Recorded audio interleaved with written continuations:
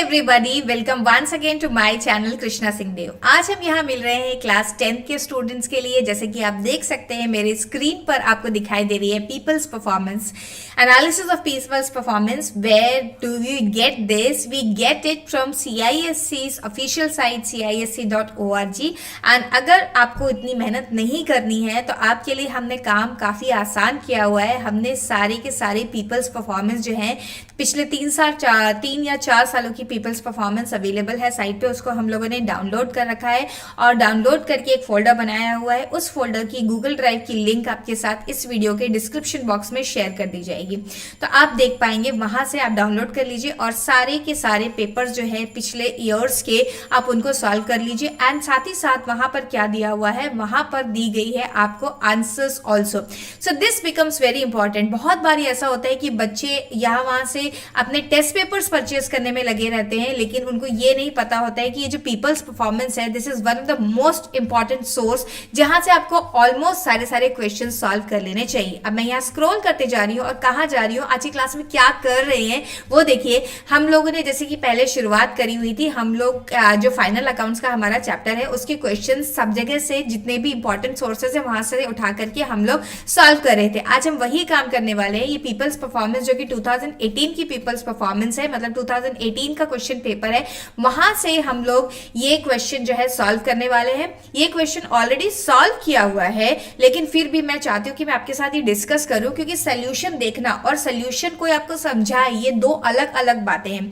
तो आज की वीडियो में हम यहां से इसका सोल्यूशन भी देखेंगे और मैं आपको समझाऊंगी भी। फाइनली हम जाके देख लेंगे आंसर क्या है और आप इसे बाद में खुद से करके भी देखेंगे। अभी मैं आपको एक एक आइटम उठा के डिस्कस करते जाती हूँ कि कौन से अकाउंट में जाएगा, whether it will go to profit and loss account, it will go to trading account और it will go to the balance sheet, and why will it go to such place. Okay, let's get started. तो ये है आपका 2018 का peoples performance. Question ने आपको 10 marks का question पूछा है। क्वेश्चन ने आपसे वही तीनों चीजें पूछी हुई है। Prepare given is a trial balance for December 2000, prepare trading account एक तो पूछा गया है, प्रॉफिट एंड लॉस अकाउंट आपसे पूछा गया है, एंड बैलेंस शीट पूछी गई है ऑफ 31 दिसंबर। अच्छा, ये जो कंपनी है, जो फर्म है, सॉरी नॉट कंपनी, ये जो सोल प्रोप्राइटरशिप फर्म है, ये अकाउंटिंग ईयर कौन सा फॉलो कर रही है, इनका कैलेंडर ईयर है। मतलब ये 1 अप्रैल से लेकर 31 मार्च वाला ईयर फॉलो नहीं कर रहे हैं, they are following calendar year, क्योंकि देखिए 31 दिसंबर को इनका ईयर एंड हो रहा है। चलिए देखते हैं। ड्राइंग्स यहाँ पर दी हुई है, तो ड्राइंग्स आपको पता है लाइबिलिटी साइड में से आप क्या कर देते हैं, कैपिटल लिखते हैं, कैपिटल में से माइनस कर देते हैं। कैपिटल आपको दिया हुआ है, ये कहाँ जाता है, कैपिटल जाता है liability side of the balance sheet. तो पहले दोनों आइटम्स में ऐसे चल रही हूँ, इस तरह का, तो इस तरफ का डेबिट साइड का एक आइटम और क्रेडिट साइड का एक आइटम, दोनों एक साथ उठा करके डिस्कस करूंगा। प्रेमाइसेस, प्रेमाइसेस क्या है, ये तो एसेट होती है, फिक्स एसेट है। जितनी भी land, building, premises, free hold premises, ये सारी चीजें होती है, ये asset side of the balance sheet में जाती है, तो इन्हें वहां लिख लेना चाहिए। तो इसे हम asset side of balance sheet में लिखेंगे। अब सेल्स दी हुई है, सेल्स को कहां लिखा जाता है, सेल्स को लिखा जाता है ट्रेडिंग अकाउंट के क्रेडिट साइड में। तो credit side of trading account में लिखेंगे what is the reason of writing this in trading account on the credit side. The reason of this writing in the credit side of trading account is this, that इसलिए revenue account, ठीक है, revenue जितने भी होते हैं या तो हम उसे ट्रेडिंग अकाउंट की क्रेडिट साइड में लिखते हैं या फिर हम प्रॉफिट एंड लॉस अकाउंट की क्रेडिट साइड में लिखते हैं। डिपेंड करता है कि ऑपरेटिंग रेवेन्यू या नॉन ऑपरेटिंग। ये तो ऑपरेटिंग है आपका, ऑपरेशन। ऑपरेटिंग मतलब कंफ्यूज मत होइए टर्म सुनकर के, ऑपरेटिंग मतलब which is related to your main activity of the business. तो सेल्स तो सबसे ज्यादा इंपॉर्टेंट एक्टिविटी है किसी भी बिजनेस की, राइट। चलिए, फिर उसके बाद है फिक्सचर्स एंड फिटिंग, ये भी एसेट्स होते हैं, फिक्स एसेट की कैटेगरी में आते हैं। तो asset side of balance sheet में लिखेंगे। डिस्काउंट रिसीव अगेन रेवेन्यू है एंड इसे हम लिखेंगे क्रेडिट, बट इस टाइम हम लोग इसको क्रेडिट ऑफ ट्रेडिंग ना लिख करके P&L में लिखेंगे, क्योंकि ये नॉन ऑपरेटिंग होता है। ओपनिंग स्टॉक जैसा हमेशा करते हैं ट्रेडिंग अकाउंट के डेबिट साइड में लिखा जाएगा 1/1/2000, क्योंकि ये अकाउंटिंग ईयर जो है कैलेंडर ईयर है, आप डेट देख सकते हैं, ये 1 जनवरी से स्टार्ट हो रहा है। फिर उसके बाद आपके पास है परचेज रिटर्न, इसे परचेज में से माइनस कर लिया जाएगा इन ट्रेडिंग अकाउंट। ट्रेडिंग अकाउंट के डेबिट साइड में से हम लिखेंगे, परचेज में से माइनस करके दिखाएंगे। फिर परचेजेस का फिगर आपको दिखाई दे रहा है, ये भी हमको ट्रेडिंग अकाउंट में लिखना है। अच्छा, अब यहाँ पर मैंने पिछले क्लासेस में कई बार बोला हुआ है कि जो आइटम्स डेबिट साइड में लिखे होते हैं डेबिट में जाते हैं, जो आइटम क्रेडिट साइड में लिखे होते हैं क्रेडिट में जाते हैं। तो यहाँ बच्चों को कंफ्यूजन हो सकता है कि मैम ये देखिए ये आइटम जो है ना, ये लिखा हुआ था क्रेडिट साइड में, फिर भी आप उसे उठा के डेबिट में ले जा रही है। देखो बेटा, डेबिट में ले तो जा रहे हैं, लेकिन डेबिट में ले जाकर के क्या कर रहे हैं, माइनस कर रहे हैं। और इसका ऑल्टरनेटिव प्रेजेंटेशन जो कि नॉर्मली स्कूल में नहीं सिखाया जाता है, क्योंकि आप अभी 10th में हैं, 10th के लेवल पे उतनी बात सिखाई नहीं जाती है, लेकिन हो सकता है आपके टीचर ने बता दिया हो तो आपको पता भी हो, मैं भी बता देती हूँ क्या होता है। इसका ऑल्टरनेटिव प्रेजेंटेशन ये होता है कि हम इसे profit and loss sorry trading account की क्रेडिट साइड में भी लिख सकते हैं, क्योंकि क्रेडिट साइड में लिखने से भी वही इफेक्ट होता है, अल्टीमेटली माइनस हो जाता है। ओके ये परचेजेस है। इसके बाद दूसरा ट्रेडिंग अकाउंट के डेबिट साइड में लिख देंगे। सन्ड्री क्रेडिटर्स हमारी लाइबिलिटी है, तो liability side of balance sheet में इसे हम लिख देंगे। अब उसके बाद देखते हैं हमारे पास है डिस्काउंट अलाउड। डिस्काउंट अलाउड हम प्रॉफिट एंड लॉस अकाउंट के डेबिट साइड में लिख देंगे।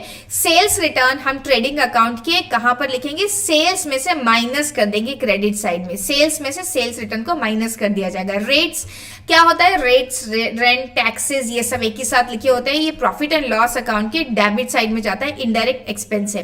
Insurance is also an indirect expense, profit and loss account के डेबिट साइड में इसको आप लिख देंगे। वेजेस जो होती है ये ट्रेडिंग अकाउंट के डेबिट साइड में जाती है। Wages is a direct expense. अच्छा, डायरेक्ट एक्सपेंस क्या होता है, जो कि मैन्युफैक्चरिंग पे खर्चा हुआ हो या फिर परचेजेस के ऊपर खर्चा हुआ, उसे हम बोलते हैं direct expenses. Trade expenses, trade expenses profit and loss account के डेबिट साइड में जाएंगे। ट्रेड वर्ड सुनकर के ये मत समझ लेना कि ट्रेडिंग अकाउंट में जाएगा, ये नहीं, ये प्रॉफिट एंड लॉस में ही जाएगा।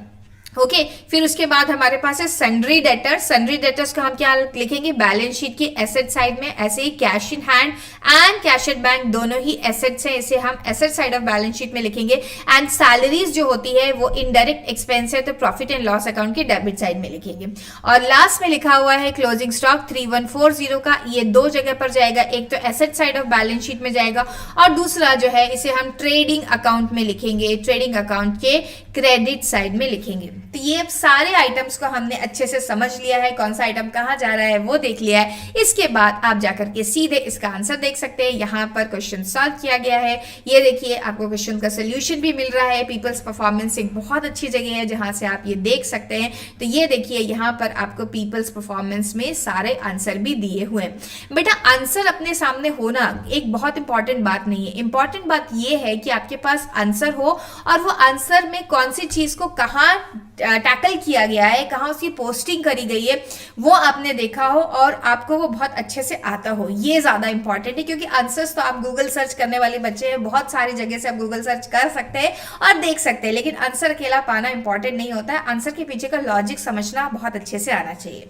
So that's all for today student. 2018 के क्वेश्चन पेपर में आया हुआ क्वेश्चन और फाइनल अकाउंट्स हमने आज सॉल्व कर लिया है। अब हम नेक्स्ट क्लास में मिलेंगे, तब तक के लिए आप लोग अपनी पढ़ाई को जोरों शोरों से तैयार रखिए, करते रहिए, पढ़ते रहिए, लगे रहिए। यही लास्ट के कुछ मंथ है जब आपको बहुत बहुत ज्यादा मेहनत करनी है और अच्छे मार्क्स लेके आना है। एंड यस, हमारे चैनल को सब्सक्राइब करना एंड वीडियो को लाइक एंड शेयर करना मत भूलिए, क्योंकि यहाँ पर आपको एग्जाम से रिलेटेड बहुत सारी important information, motivation and whatever you expect from us will be we will be keep giving